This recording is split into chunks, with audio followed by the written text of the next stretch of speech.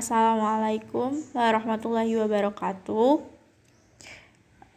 Di sini kami dari kelompok 11 beranggotakan 3 orang, yaitu Lisa Maratus Soliha, Rindu Juliana, dan Herlina. Di sini kami akan memaparkan materi kami tentang 5 universal. Dalam hal zat dan sifat atau azawal aradi atau substance and attribute, itu di mana segala sesuatu atau makhluk mempunyai dua aspek wujud, yaitu zat dan arad. Yang pertama zat, yaitu hakikat. Sebagian hakikat dari sesuatu itu seperti sifat-sifat zatiyah pada manusia adalah hawaniyah dan berakal. Yang kedua yaitu arad atau atribut, yaitu sifat yang bukan merupakan inti, bukan sebagian dari hakikat mahiyah, seperti sifat tertawa atau berkulit putih pada manusia. Sifat-sifat tersebut bukanlah sifat-sifat hakiyah manusia. Lanjut, yaitu kita akan membahas kuli yang 5 sebagai metode. Yang pertama yaitu pembagian kuli. Alam wujud bisa dibagi kepada 5 kelompok tingkatan yang masing-masing kelompok kuli itu meliputi satuan-satuan benda atas sifat 3 tingkatan kelompok-kelompok. Nah, yang pertama itu merupakan kelompok-kelompok bersifat azatiyah, sedangkan 2 tingkatan terakhir merupakan kelompok-kelompok arodiyah. Kelompok kuli yang 5 tersebut ialah bangsa atau macam, jenis, pemisah, sifat khusus, dan sifat umum. Yang pertama, bangsa atau macam. Now, species ialah kuli, kelompok satuan yang meliputi satuan-satuan afrad yang masing-masing mempunyai persamaan hakikat, seperti yang dilembagakan dengan nama-nama seperti manusia, lembu, kuda, dan seterusnya. Satuan pada nama-nama tersebut adalah sama hakikatnya, yaitu hewan. Yang kedua, jenis atau genus.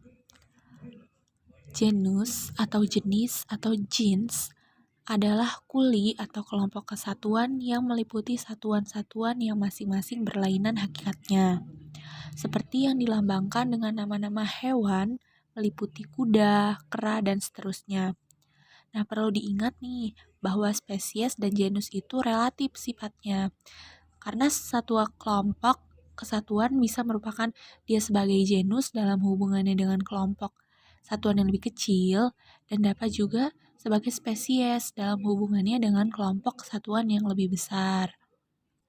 Misalnya nih, kita berbicara tentang kuda. Nah, dalam kelompok hewan, kuda termasuk ke dalam jenis. Misalnya kerbau, kuda, dan kera. Nah, kuda itu termasuk jenis hewan berkaki 4. Namun, ketika kita membahas tentang spesies, nah, kuda kan dibagi lagi menjadi spesies yang lain. Misalnya kuda poni, kuda sumba, dan sebagainya. Dilihat dari segi masdak, hubungan genus dan spesies meliputi genus dan spesies. Karena sifat relatif tersebut, maka spesies ataupun genus yang berbeda-beda derajatnya dibagi terhadap 3 bagian. A. Spesies dekat atau nausafil, yaitu kuli yang terdapat di atasnya lebih umum, sedangkan di bawahnya meliputi satuan-satuan dari spesies dekat itu sendiri. Nah, masing-masing satuan itu sama hakikatnya, seperti kuli dengan lambang-lambang nama, manusia, kuda, dan sebagainya. Nah, yang di bawahnya afrad manusia, kuda, dan burung, yang masing-masing sehakikat. Sedang di atasnya terdapat kuli-kuli yang lebih umum, yaitu hewan, makhluk hidup, benda, dan atom. Spesies dekat adalah yang terdekat masdaknya atau denotasinya, sehingga tidak bisa bersifat sebagai genus. Yang B, spesies tengah atau nau mutawasit, yaitu spesies yang di atasnya terdapat kuli yang lebih umum dan di bawahnya meliputi kuli yang lebih khusus. Misalnya, kuli bernama hayawan atau hewan dan benda hidup, yang di atasnya terdapat kuli atau benda jism dan atom, sedang di bawahnya kuli manusia, burung, kuda, dan sebagainya yang lebih khusus.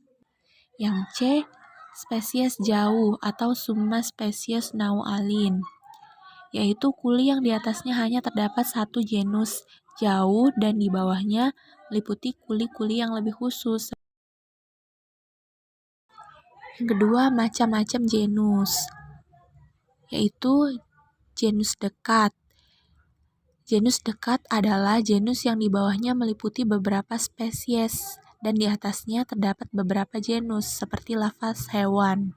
Yang kedua, genus tengah, yaitu genus yang di atas dan di bawahnya terdapat genus yang lebih umum dan lebih khusus, seperti lafaz benda hidup atau yang tumbuh.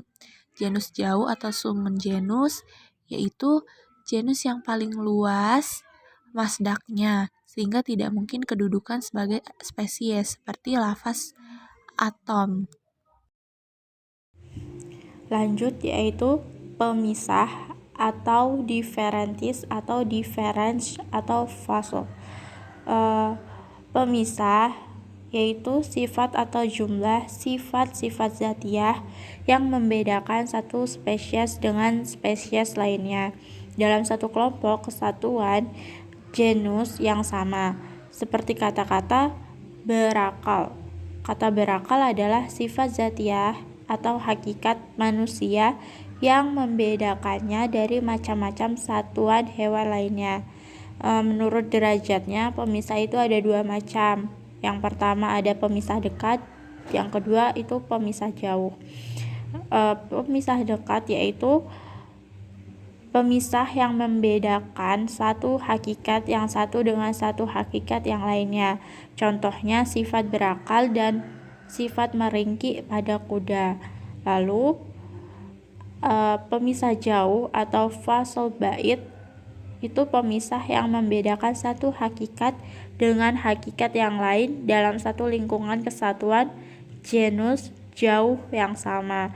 Contohnya seperti sifat-sifat berperasaan pada manusia.